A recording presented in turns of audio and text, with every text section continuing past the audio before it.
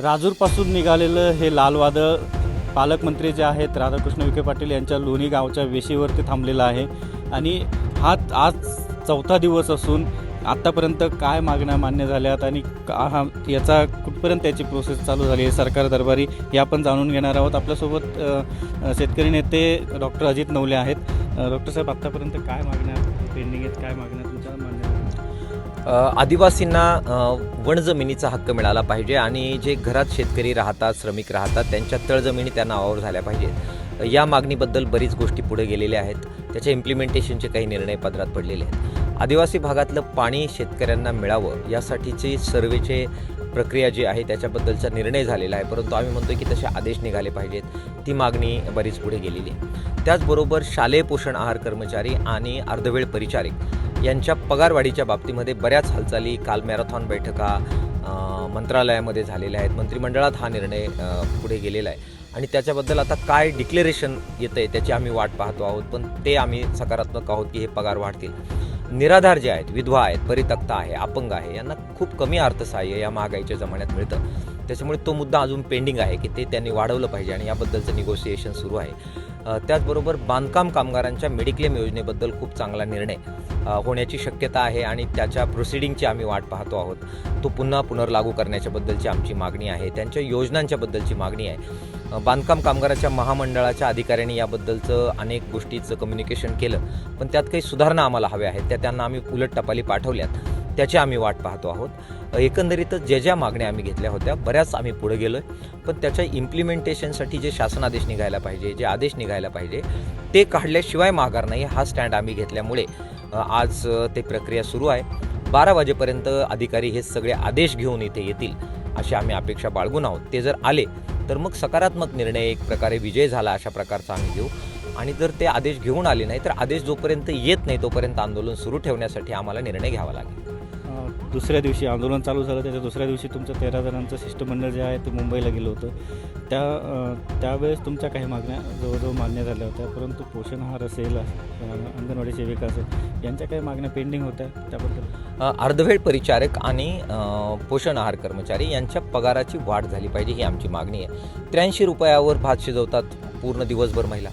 90 रुपयावर दिवस 1-1 करून आमच्या PTLA जे आहेत, पार्ट टाईम अटेंडन्स, अर्धवेळ परिचारिका, त्या आरोग्य सेवा करण्याचं काम करतात. ही अमानवीय गोष्ट आहे आणि त्यामुळे मंत्रालयातल्या बैठकीत त्यांचे पगार वाढवण्याच्या बद्दल निर्णय झालेला होता, परंतु तो निर्णय एक्झिक्युशन करताना तशा प्रकारचा प्रस्ताव त्या विभागानं सादर करणं, तो मंत्रिमंडळात येणं, त्याला आर्थिक तरतूद होणं आणि त्या तरतुदीनंतर माननीय मुख्यमंत्र्यांनी त्याच्यावर शिक्कामोर्तब करणं, ही प्रक्रिया बऱ्याचदा मान्य होती मागणी पण होत नाही. आणि म्हणून ही प्रक्रिया करा याच्यासाठी आम्ही पुढे 2 दिवस चाललेलो आहे. त्यातली एका विषयाची प्रक्रिया खूप पुढे गेलेली आहे, दुसऱ्या विषयाची प्रक्रिया पूर्ण होईल अशा प्रकारे आम्ही आज प्रयत्न करतो आहोत आणि त्याच्याबद्दलच्या निरोपाची आम्ही वाट पाहतो. तर ठोस आश्वासन तुम्हाला मिळालं आणि त्यानंतर तुमची काय भूमिका राहणार आहे? जर हे आदेश त्यांनी काढल्याचे पत्र आम्हाला त्यांनी दिले, लेखी नको आहे, आदेश काढल्याचे पत्र जर दिले आणि ठोस प्रस्ताव जर मंत्रिमंडळाचे जर त्यांनी डिक्लेअर केले तर आम्ही नक्कीच या सगळ्या आंदोलनाच्या यशस्वी सांगतेचा निर्णय करू. मात्र जर ते तसं झालं नाही तर मग मात्र जोपर्यंत आदेश येत नाही, ते आदेश काढत नाहीत, तोपर्यंत आम्हाला पुढे परत चालावं लागेल. आम्ही जेवणाची व्यवस्था आता कार्यकर्ते करतायत. जेवण करायचं आणि चालू लागायचं, इतकं ते सिंपल आहे. 12 वाजेपर्यंत आम्ही साधारणपणाने त्यांच्या आदेशाची वाट पाहू, नाहीतर जेवणाच्या पंक्ती धरू, जेवण करू आणि लोणीच्या दिशेनं कूच करू. आता तुमच्यासोबत बोलण्यासाठी कोणते अधिकारी येत आहेत आणि मंत्रालयातून कोणी जॉईंट होत आहे का, मंत्री आहे का? खरं तर कालसुद्धा दिवसभर मंत्रालयातल्या अनेक अधिकाऱ्यांबरोबर कंटिन्यू कॉन्टॅक्टमध्ये आम्ही आहोत. राधाकृष्ण विखे पाटील हे सातत्यानं बाकी मंत्र्यांबरोबर संपर्कात आहेत आणि एक प्रकारे हे कशा प्रकारे जुळून आणता येईल, मागण्या कशा पुढे जातील, हे प्रयत्न जोरात सुरू आहे. आत्तासुद्धा जिल्ह्याचे ॲडिशनल कलेक्टर हे इकडे येतील, प्रांत साहेब येतील आणि राज्य सरकारचं काय म्हणणं आहे ते त्यांच्या थ्रू आम्हाला कम्युनिकेट एका बाजूनं होईल. दुसऱ्या बाजूनं आम्ही म्हणतोय की स्वतः दादा भुसे साहेब जे शालेय शिक्षण मंत्री आहेत, त्यांनी सरळ VCद्वारे तमाम महाराष्ट्रातल्या आहार कर्मचाऱ्यांना आश्वासित करावं. त्याच्याबरोबर विखे पाटलांनी सुद्धा आश्वासित करावं की ते आज जे पगारवाढीचा शब्द किंवा प्रस्तावाचा शब्द देतील तो ते पाळतील हे स्वतः त्यांनीसुद्धा कम्युनिकेट करावं, व्ही सीद्वारे करावं. हरकत नाही, लगेच अधिवेशन सोडून त्यांनी इथं यावं ही मागणी आत्ता करणं योग्य होणार नाही. पण त्यांनी बोललं पाहिजे महाराष्ट्राबरोबर आणि ते व्ही सीद्वारे सगळ्या महाराष्ट्राला संबोधित केलं पाहिजे. ही एक प्रकारे तुम्ही अट म्हणा किंवा विनंती म्हणा आम्ही लावून धरलेली आहे आणि त्यांनी ते केलं तरच आमचं समाधान होईल. अदरवाईज नुसतं फोनवरच्या चर्चेवर आम्ही विश्वास ठेवणार नाही.